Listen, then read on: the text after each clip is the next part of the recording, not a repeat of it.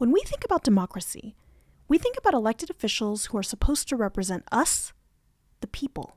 But the question is, who exactly represents us? Welcome to Empowered in Color, where we want to refresh your memory from your high school U.S. government class. And I'm your host, Chris LG. There are many different kinds of elected officials who are supposed to speak and lead on our behalf, like the mayor or president. But for the sake of this video, let's focus on our direct representatives at the local, state, and federal levels. At every level of government, we have people who are supposed to directly represent our needs as constituents. On a local level, there are city council members or county commissioners. On a state level, they are state representatives. And on a federal level, they are congressional representatives. When you get to the state and national level, you also get state and U.S. senators. The whole point of what they do is that they're supposed to advocate for policies and legislation based on our collective needs and priorities. Besides, that's their whole job, to represent us. However, with the way our government is set up and the state of politics today, it can be very easy to believe that that is not the case for many of us. But before we break down our representatives at each level, let's share some reasons why you might even want to reach out to them to begin with. The most obvious reasons that you likely know about already are that you want to let your representatives know your thoughts on certain pieces of legislation that they introduce or that they vote on, whether you agree with them or don't. With what's been happening in Palestine, we've seen more and more folks mobilize themselves and others to call their representatives and let them know their thoughts on certain bills or resolutions, or just to let them know that they're disappointed in the way that they voted one way or another. To take it a step further, if there is a piece of legislation or issue that you especially care about, you can reach out to your representative to work on creating a bill for it. A famous example I can think of is the family of soldier Vanessa Guillen meeting with their congresswoman in Texas to introduce a bill to better protect instances of sexual assault or harassment in the military. If you're struggling to receive help with certain government programs, contacting your representative can help expedite that process for you. If you've been waiting longer than you normally would for your passport, or like me, over the pandemic, you are not seeing any movement on getting your unemployment insurance, you can reach out to your representative for some of those things and they can work with the government agencies involved to get that sorted out for you. You can do this with state and local representatives as well, with more local programs, such as asking your city councilor to refresh the paint on the crosswalk for pedestrians. If you're a business owner or work with a local nonprofit, you can ask your representatives to attend an event that you're hosting, especially if it's open to the general public. Of course, this does not guarantee that they'll be there based on their schedules, but if everything lines up and they can be there, they know that it would look really good for them and for you as well if they attend, like a grand opening. And last but not least, if you ever go to Washington, D.C., you can ask someone from your representative's office to give you a tour of the U.S. Capitol for free. Just be sure to reach out ahead of time to make sure that someone will be available to show you around. So now that you know just a few of the things that our elected officials can do for us, let's go into breaking down our local, state, and federal representatives. Now, before we get deeper into this, I want to talk to you about how you can determine who your representative is at any level. It'll be districts or wards or parishes. Those are all generally meaning the same thing depending on where you live.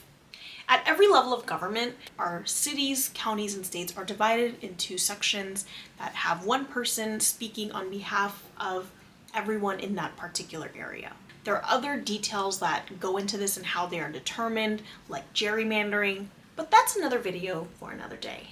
Anyway, let's start locally. For most of you watching this video, you likely live in a city with city council members. If you're like me and live in an unincorporated area of where you live, your most local form of government may be at the county level, with county supervisors or commissioners. As you may have already guessed, city council members make decisions on behalf of your city, while county commissioners or county supervisors, whatever they are called for you, make decisions on behalf of your whole county. The decisions that these people will make are likely the ones that will have the most direct impact on your day-to-day life. Now onto the state level. Each state legislature has an upper and lower chamber, except for Nebraska, which only has one.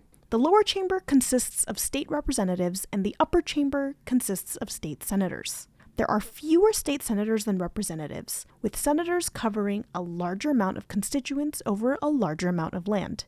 In some states, being elected to these roles are a full-time job, and for others, they are part-time, so you'd likely need to keep a flexible day job for when the state legislature is not in session. For example, the state of Nevada is only in session every other year, for only the first half of that year. If any potential bills or laws come up when not in session, special sessions can be called just to get a vote for that particular bill or law. Here, you can see all the states that govern part-time.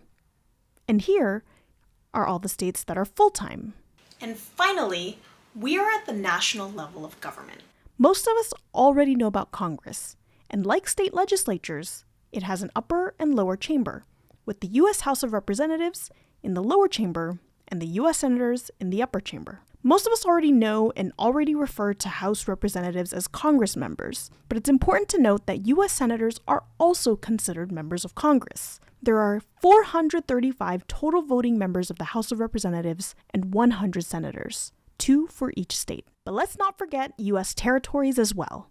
People from Washington, D.C., Puerto Rico, Guam, the U.S. Virgin Islands, American Samoa, and the Northern Mariana Islands all have one representative each in the House, but they are non-voting members who can introduce bills and participate in debates, but that's about it. It's still critical for us on the mainland to know this because this lack of representation is a huge basis for these territories advocating for statehood or even independence. If you want to learn more about that, let me know in the comments below. Okay, so now you know the different kinds of representatives we have.